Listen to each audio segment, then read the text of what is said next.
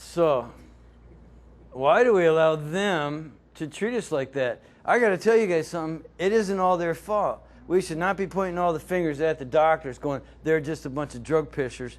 And like Bill Maher says, and the government is their dealer right behind that. There's absolutely a medical, pharmaco, governmental, educational, institutional, white ivory tower, and they do kowtow to it. But it's all because of market demand. These people are market followers. And back in the 19th century, people took responsibility. And doctors were a lot more like the Eastern doctors. So you hear the story about the Eastern doctor gets paid as long as the people in the village are healthy. If they get sick, they cut off the guy's payments. And it's the opposite here. So the reason is, in my belief, a couple things. For one thing, I call this a better health and wellness meter. I made this up. People don't really do anything about their health until they get sick. So there's no demand for health care, quote unquote, until you feel the symptoms, something going on. Now let's just look. This is the meter, okay? And for me, it's a functional meter. So here is 100% function, which is the way we're designed perfectly, right? And here's zero function, which is what? That's dead. Now, most of us don't do anything about our symptoms until we get to about, right? Let's say symptoms appear here. So all of this loss of function, we've gone through it 8 different ways here about you lose function first. Then all of a sudden the symptom shows up. And what do most people do? They just take something to get back to no symptoms. So if you have someone, like anyone you ask today, how you doing? If they're not having a symptom at that moment, they're going to say, I'm fine. They might be just about to drop down. So one of the most common symptoms is tiredness and fatigue, for instance, right, Brandon? So what do most people do? They grab something. They self-medicate. I saw a guy, this is before I was in this business. I was the vice president of a company. It was 10 o'clock in the morning. I drove up to a drive-through coffee. I ordered a 12-ounce with cream only. 12 ounces with cream only, no sugar, none of that stuff.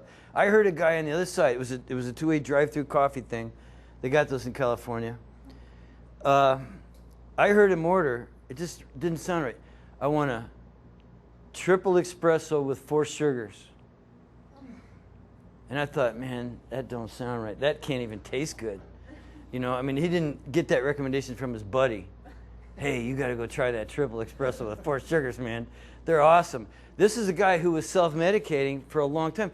Now, so, if your systems and function is deteriorating, and all you do is keep treating the symptoms, it's just like that lady said. That lady said in that last bit there, every time they came back, remember the revolving door? Each time they came back, they'd lost a little more function. They're a little more nuts, or whatever it was in that case.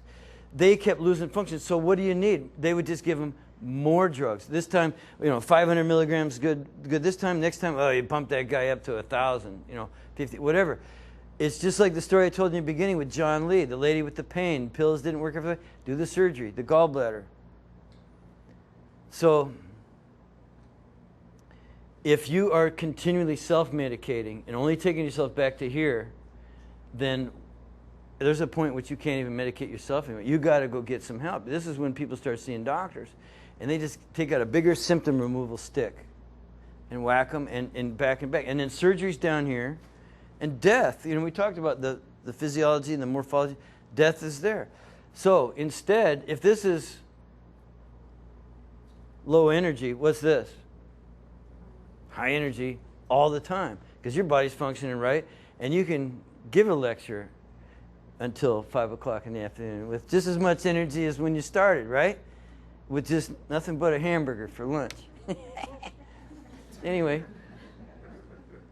so that's one reason why I feel that it's not doctor's fault. It's because it's the only thing traditionally we only ever went to. We never said, hey, I feel like really great all the time, but I want to know what this feels like.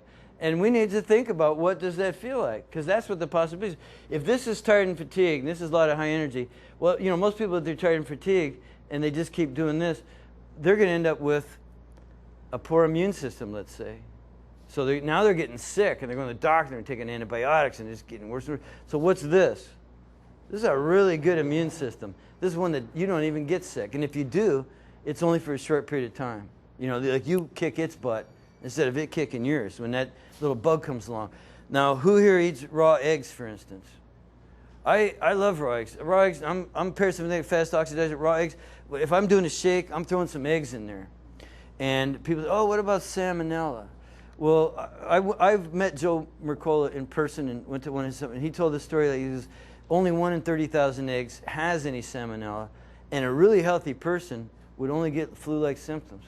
So if you're up here and you eat some bad bugs, you might get diarrhea or something, you know, but you're not going to die. People down here, they're the ones who die from salmonella. That's why salmonella is so bad, because they're already unhealthy and that sort of thing. So it's all about being up here with a perfectly functioning immune system, energy production, hormone, immune, digestion, detoxification, all this sort of stuff. That's why I absolutely guarantee you're going to help people by following this method. Now, so doctors are market followers. They're just doing what you ask them to do. Doc, my head hurts. Here, take this. And also, on a much bigger picture, we never really asked them to teach us how not to ever have to come and see them. So they never studied it. They never learned. If you look back in the turn of the century and a little bit forward, the middle class really started to develop. And it was about, hey, I want to live like this. I want to eat this and drink that and not exercise and not work. I got a cushy job now. All that sort of the management jobs and all that sort of stuff came along. And these people weren't joining gyms back then. They looked at guys like Jack LaLanne and Joe Weider as if they were nutcases exercising. Matter of fact, until the 60s, doctors told people that exercise will wear your joints out. And don't do it. All that running and stuff is bad for you. So some of it is, but the idea is that we never asked. We only asked for when, and so they're right there. And guess who their willing cohorts were? The patented drug companies, obviously. So now, this is again why you guys are in the perfect position to really have successful businesses, because now people are asking,